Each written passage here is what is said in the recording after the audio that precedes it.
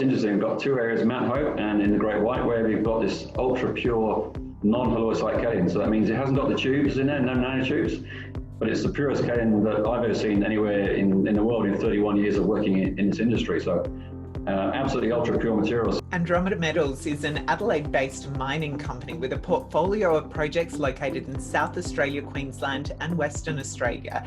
Its vision is to be a sustainable industrial minerals producer of high-quality Halloysite-kaolin and to be a participant in Halloysite nanotechnology development.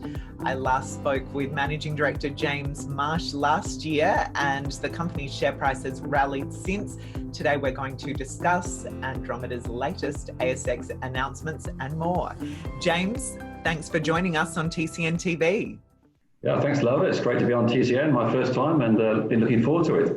Wonderful. Well, James, look, you have been busy since we last spoke at Exchange SA mid last year, just releasing two ASX announcements. Can you talk us through the highlights? Yeah, certainly. So two announcements in one day, so a big day for us. The first one was about our joint venture with Cobra, London Stock Exchange listed joint venture partner. They started drilling at the Woodner prospect and looking to find some large amounts of gold if all goes well. Secondly, with Hammerhead resource has been announced. This is almost doubled our total resources for the Great White project. So a major development there, and we've got a lot of very good material. Fantastic. Well, congratulations on those updates, and we will get to them later. But first up, look, your goal is to become a major global supplier of high-grade Halloysite-kaolin. Can you talk us through what this mineral is and why its current and potential uses are so compelling to you? So Halloysite-kaolin is an unusual form of kaolin, and it's quite a rare form in the world. It's a nanotube form of kaolin, so naturally occurring nanotubes, which gives it all sorts of new, exciting potential applications. So we've got a lot of potential business in mature market of porcelain, high-quality porcelain, but also developing applications in concrete, which is quite a new one to us, along with things like carbon capture, hydrogen storage, water purification, lithium-ion batteries, and medical and agricultural applications. Thank you, James. Now, on to the Great White project. You claim that the maiden probable ore reserve for the Great White deposit supports the 26-year mine life at 500,000 tonnes per annum, the assumption used in the pre-feasibility study. What are the next steps in the development of this resource? So our next steps are getting our mining approvals. So that is an ongoing process. We are moving through those well. There's no barriers that we can see. It's just a process to go through. So we're getting that done, and also in tandem with that, we're working through our definitive feasibility study. So a lot of things happening there, and a lot of work involved, but it's so just a process, and we aim to get there for operations starting in February 2022. To the Aircore drilling results at Hammerhead on the 11th of September, you informed the market of results from Aircore drilling conducted. Now, what were the highlights coming out of this drilling? Well, the highlights are probably the fact that we've more than doubled our resource in the company now. So the Great White pre-feasibility study was based on 26 million tonnes at Great White, gave us some great numbers, like an NPV of over $700 million. But now we've got Hammerhead has come along, and this is more than double the resource, and looks like it's equally as good, and in some places maybe even better material. Okay, now for Andromeda to become a major global supplier of kaolin, this deposit must be material and its extraction viable.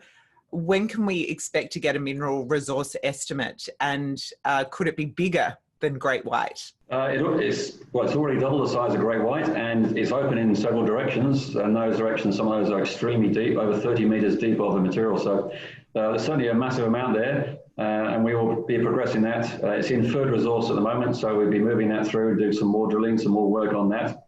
But what's also exciting, and what's been shown in the release, is that the application of concrete that we're testing in, that is moving forward. We're now at 28-day strength testing, and the results are still following the same very, very positive trend. So this is opening up a whole new application for us for the Hammerhead material.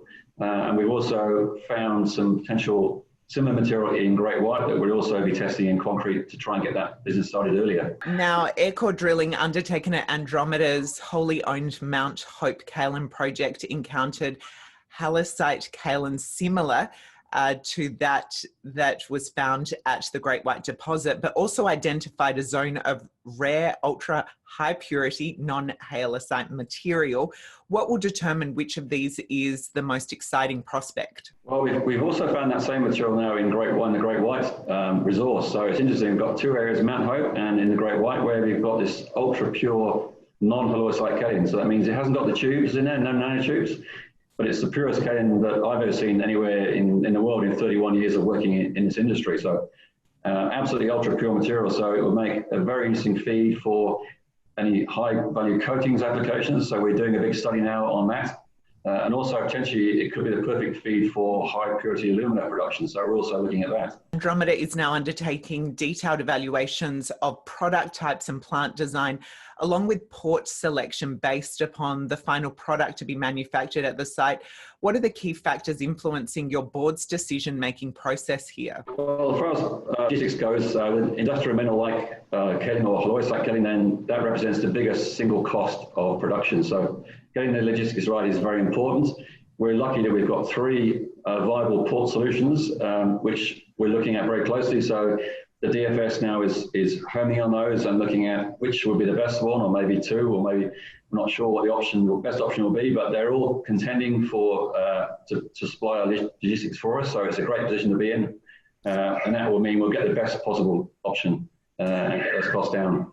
And when it comes to your Asian marketing strategy, Andromeda has already engaged specialist commodity service provider Conrad Partners to assist with implementing its Asian marketing strategy. Why are you doing this now when you're still debating what product Andromeda will actually produce? Well, we've made large amounts of product already. So we've got about 10 tons of final product already produced. And we've got non-binding offtakes for customers for about 1 million tons a year of products in various forms. So what we're doing now and with Conrad Partners is they are now going to be progressing those agreements through to binding offtake agreements for the final products, which we have got good examples of. And they're also looking at potential toll refining facilities in China as well. So whilst we can't get to China and we're stuck over here, then they've got 10, 11 people on the ground, they're running around doing that. And already in the first couple of weeks of their work, they've had some major breakthroughs, so that is going extremely well. As many people would say, Adelaide is not a bad place to be stuck. But I suppose moving on to your timeline now, what could delay Andromeda's current targeted operations startup of February 2022? It's really just down to the approval for the mine. It's a government process, so it has to go through a number of quite rigorous stages. And the environmental studies, they're very intensive studies. But as I said before, there's no obvious blockers there. We've got a very simple mining project. It's more like a quarrying project, very shallow, low impact, no nasty chemicals involved.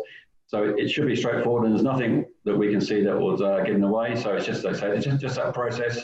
Once we've got the approval, then it'll be just moving through to operations as quickly as possible. And James, there has been plenty of news flow about Andromeda's Halloysite-kaolin projects. Could you talk us through the status of some of your gold and copper projects on the books? Yeah, so we've mentioned Cobra joint venture at Woodner already. So they're drilling. We've also got Evolution, who are drilling for gold in northern Queensland for our other joint venture.